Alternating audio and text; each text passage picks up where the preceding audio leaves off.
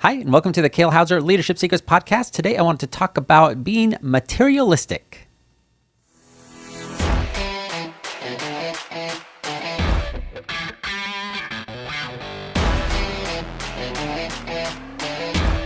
Hello, everybody, and welcome to the Kale Houser Leadership Secrets podcast. Thank you for joining me today.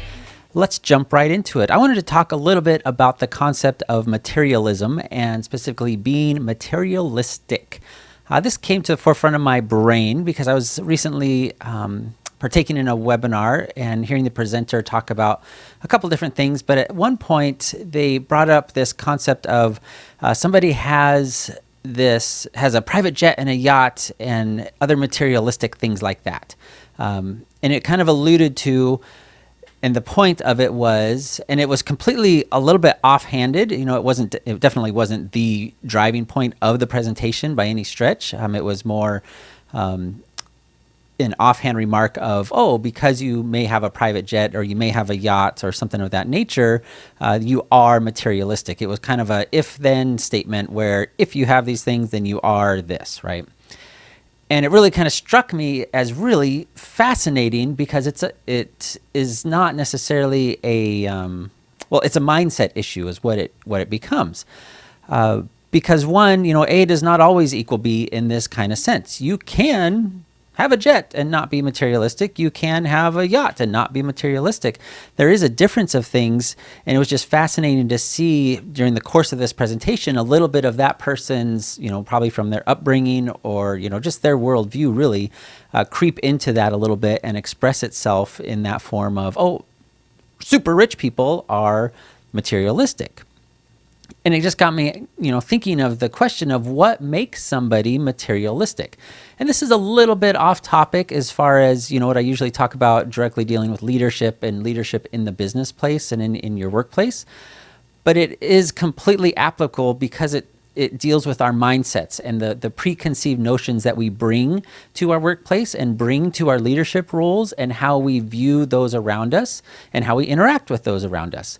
And this is an easy thing to see in the sense of, somebody who's in the middle class would look at somebody who has a Mercedes-Benz or, one or two BMWs or, some other really nice car as materialistic because they have something they don't have. And in the same sense, somebody who's in the upper class that maybe that's their normal driver is a Range Rover or Mercedes. And I'm using cars as an example because they're easy visualizations. They would look at somebody that drives a Bentley or a Rolls Royce as, they're materialistic, right?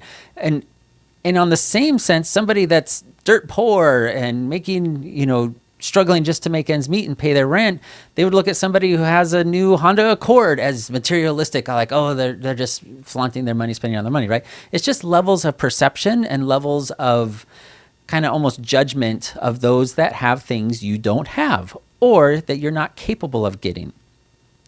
And as we go along this can apply to anything as we're seeing other people doing things we can't afford to do. Because materialistic is really about what we can, what we spend our resources on, our money and things of that nature. That's kind of the historical example of it. And we see people, that family across town took this extravagant vacation up to Whistler Ski Resort and they had this big, huge family vacation and they're just materialistic. And is it that they're materialistic or you just can't afford to do that and you're jealous of it, right? There comes some level of play in that term as far as, your perception and your worldview of people that purchase things with the resources they have. And more commonly, the resources they may have that you do not. And we kind of forget that there are different levels to this. There are people that are ahead of you in, I'll just call it the game of money, the game of finance, the game of, accumulating resources. And there are people that are behind you and there are people that are right there with you. There are people that will probably reach, levels of resourcefulness and being materialistic that you may not reach. And is that, why is that? That's all. We won't go too much into that aspect of things of why that is, because I do want to specifically kind of address that notion of how we view those people, the haves versus, you may see yourself as a have-not. But just because somebody has something that you don't have does not make them materialistic. So I would strongly encourage you, if that is a go-to thought pattern that you have, when you see people that are, whether it be more successful from you, their relationship appears to be better than you, they have a bigger house, drive a nicer car, newer car, whatever that is, that you would kind of slant towards they're just materialistic, right? They don't need all that stuff. I would strongly caution you to check yourself a little bit and go, okay, well, what is it that is making me say those things about that person? Maybe they are going out and, kind of a famous example of this was Michael Jackson. He was kind of known for just going out and just buying. And it's not that he, couldn't afford it or anything of that nature, but I remember seeing this documentary and this film crew was like following him around, and he went into some shop and he was just like, yep, boom, boom. And he was literally, it wasn't like picking it up and like, oh, this is really cool. It was just that over there, I want that vase. That over there, I want that painting. It was very, he was doing it just for the accumulation of stuff and maybe a little retail therapy or whatever he's going on in his life at that moment. But that type of behavior, I would slant more under the definition of materialistic, right? He's purchasing things for the sake of purchasing things, and whether it be as a status symbol, like, hey, look at all these things that I have, versus just because you can afford nicer things and that's what you choose to buy, right? So I would put somebody that maybe has a private jet, not necessarily materialistic. Maybe their business is, going all across the world, and that makes sense for them. That economy of it is actually cheaper, and as far as time and all those things for doing that. Or, they have that yacht, and maybe that's just part of their business model and what they do in their industry. Maybe they're in a boating industry. Who knows, right? Those are things that are rarely taken the time to find out on, to kind of dig that deeper, versus because it's so much easier just to send out that flippant, dismissal as, oh, they're just materialistic. So, therefore, i.e. they're bad, or they're not using their resources properly, or I'm better than them or more pious than them because I'm not, spending my money on what you view as extravagant things or unnecessary things, right?